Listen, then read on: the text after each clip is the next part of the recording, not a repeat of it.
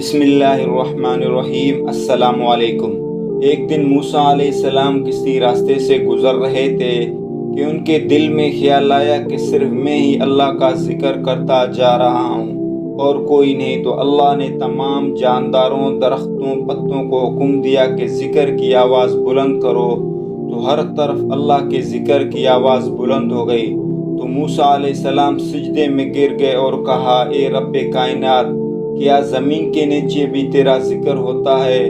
تو اللہ نے کہا، اپنا عصا زمین پہ مارو۔ تو موسیٰ علیہ السلام نے اپنا عصا زمین پہ مارا تو زمین پھٹ گئی اور پانی نکلا۔ تو اللہ نے کہا، اس پر بھی اپنا عصا مارو۔ تو آپ نے پانی پر بھی اپنا عصا مبارک مارا تو پانی پھٹ گیا اور پتھر نکل آیا۔ تو اللہ نے کہا، اس پر بھی مارو۔ تو آپ نے پتھر پر مارا تو ایک سبز رنگ کا جانور اللہ اللہ اللہ کا ذکر کرتا رہا۔ تو آپ نے اس سے پوچھا، کب سے ذکر کر رہے ہو؟ تو اس جانور نے کہا، آج سے 5100 سال پہلے سے ذکر کر رہا ہوں۔ تو آپ نے پوچھا، کیا کھاتے ہو، کیا پیتے ہو؟ تو جانور نے کہا، اے اللہ کے نبی، میرا کھانا پینا اس اللہ کے ذکر میں ہے، نہ مجھے بھوک لگتی ہے نہ مجھے پیاس۔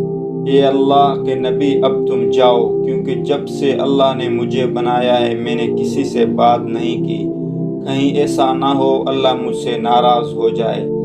یہ سن کر موسیٰ علیہ السلام سجدے میں گر گئے اور زمین برابر ہو گئی۔ حضور صلی اللہ علیہ وسلم نے فرمایا، اللہ کا ذکر کرتے رہا کرو، کیونکہ جس چیز کے سامنے اللہ کا ذکر کرو گے، چاہے وہ پتھر ہو، پھول، درخت یا کچھ بھی ہو، قیامت کے دن گواہی دے گا کہ یا اللہ، تیرا یہ بندہ تیرے ذکر میں مشغول رہتا تھا۔